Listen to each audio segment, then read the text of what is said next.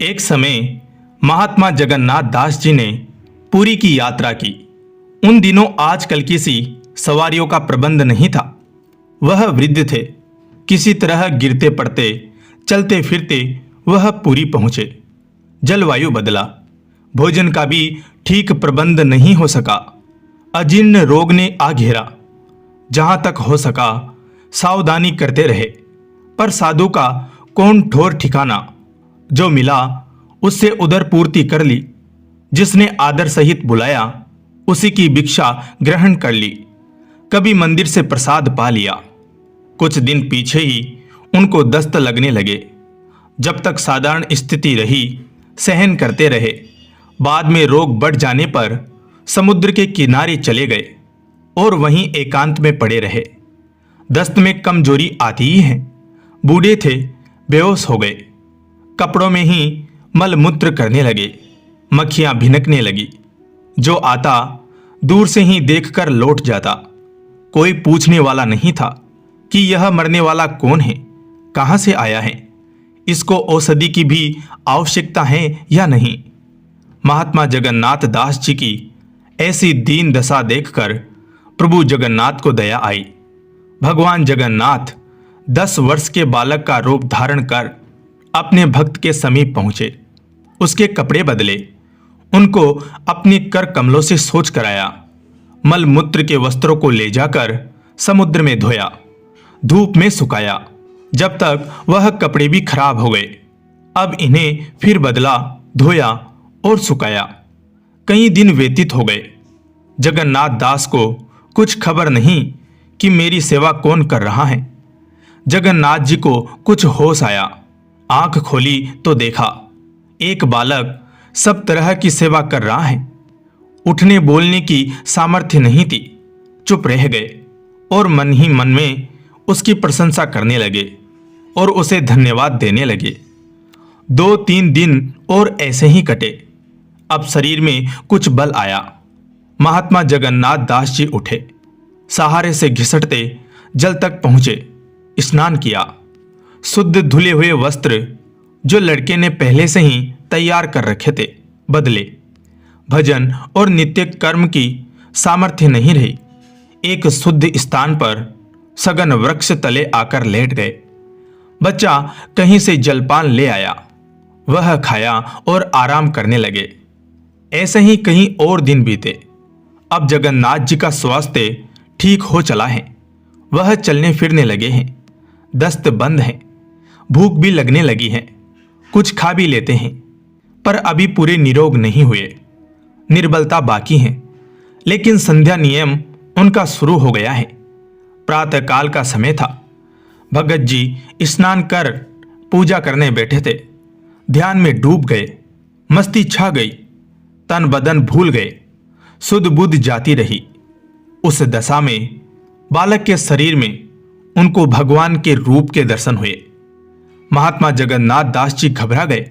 आंख खोल दी, रोने लगे और जल्दी से उठकर अपने सेवक बालक के चरणों में लौट गए। जगन्नाथ दास जी क्षमा याचना करने लगे।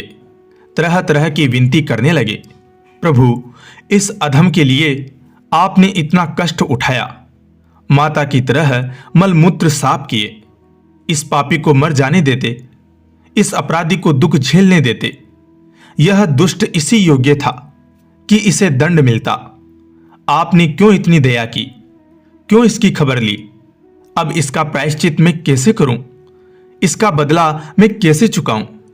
किन शब्दों में आपकी विनती करूं? मैं कर्तव्य विमूढ़ हो रहा हूं। क्या करूं? कुछ समझ में नहीं आ रहा। हे जगतपति, क्षमा करो, क्षमा करो। का मुख ले विनती करूं, लाज आवत है मोई। तुम देखत अवगुण किए, कैसे भाऊं तोई।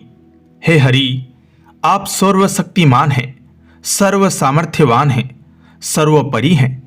आप चाहते तो दूर रहते हुए ही इस व्यथा को दूर कर सकते थे।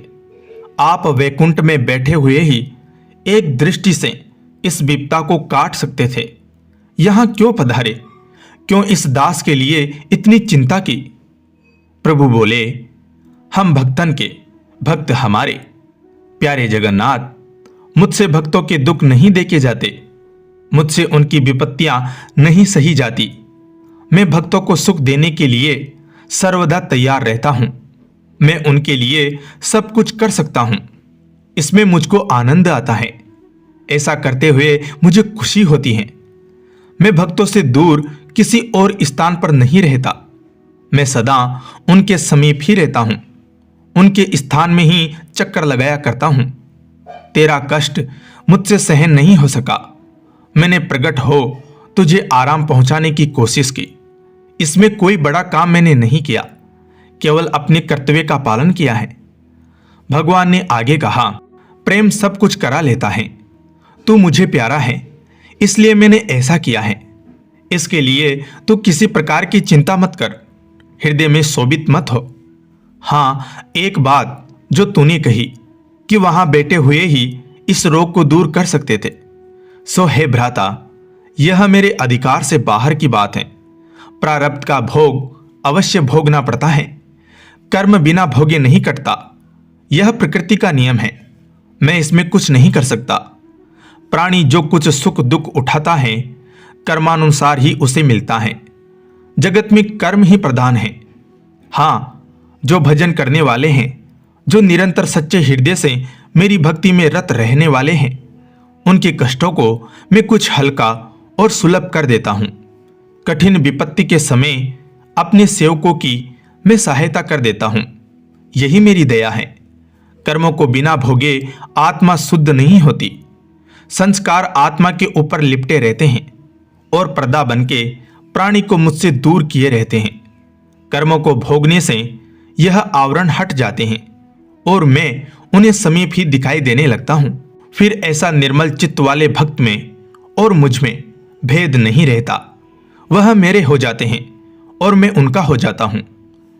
ऐसा उपदेश देकर भगवान अंतर्ध्यान हो गए। इसके बाद महात्मा जगन्नाथ जी का आगे का जीवन कैसे कटा, कहाँ रहे, इससे ना कोई संबंध है और ना हमको मालूम है। पर यह कथा 3 बातों का सबक हमें दे रही है। पहली बात, कर्म के भोग को परमात्मा भी नहीं टाल सकता। वह भोग कर ही कट सकता है। इसका भोगना अपने लिए ही लाभदायक होता है। बिना भोगे न तो आवरण हटते हैं, न संस्कार क्षय होते हैं और न हृदय शुद्ध व निर्मल बनता है। कठोर हृदय भजन के योग्य नहीं होता। नरम हृदय आदमी ही इस दौलत का हकदार होता है। अब दूसरी बात सुनो। मूर्ख और दुष्ट प्रकृति के मनुष्य विपत्ति के समय ईश्वर को कोसते हैं, उसे गालियां देते हैं, पर यह नहीं सोचते कि यह उन्हीं के किए हुए कर्मों का फल उन्हें मिल रहा है। इसमें ईश्वर का क्या अपराध हुआ कि उसके सिर दोष मटते हो। ईश्वर तो तुम्हें सुख में रखना चाहता था, परंतु तुमने अपने आप अपने लिए कुआं खोदा और उसमें गिर पड़े। इसमें दूसरे को दोष क्यों देते हो? अपनी मूर्खता पर पछताओ। आगे उसे दूर करने का प्रयत्न करो। सदाचारी जीवन बनाओ, सत्कर्मी बनो, निषेध कर्मों को त्याग दो, राग द्वेष को दूर हटाकर सबके साथ प्रेम का बर्ताव करो। फिर देखो तुम सुखी रहते हो या नहीं। अब तीसरी बात, ऐसी बातें कहीं तार के कहने लगते हैं कि जब कर्म का फल हमें भोगना ही है तो भजन से क्या लाभ? क्यों भजन और पूजा में समय नष्ट करे? वृथा क्यों परिश्रम उठाए? ईश्वर हमें क्या दे देगा? हम जैसा करेंगे वैसा भोगेंगे। इसका समाधान भी इस कथा में हुआ है। वह यह है कि भोग तो आएगा और वह भोगने से ही कटेगा, पर जो भजन करने वाले हैं, भगवान के सच्चे भक्तों में हैं और साथ ही शुद्ध चरित्र और कोमल स्वभाव हैं, उन्हें कठिन विपत्ति के समय एक गुप्त सहायता ऐसी मिलती है जिससे वह कष्ट तीव्र और भारी न रह के सूक्ष्म और हल्का हो जाता है। उस मनुष्य के अंदर एक ऐसी शक्ति का संचालन रहता है कि जो उसे शांत और प्रसन्न रखती है। इस आनंद में कठिनाई आती हैं और चली जाती हैं, उसे कोई विशेष अनुभव भी नहीं होने पाता। बस इतना ही भजन का प्रताप है और भजन करने वालों और साधारण लोगों में यही भेद है। धन्यवाद।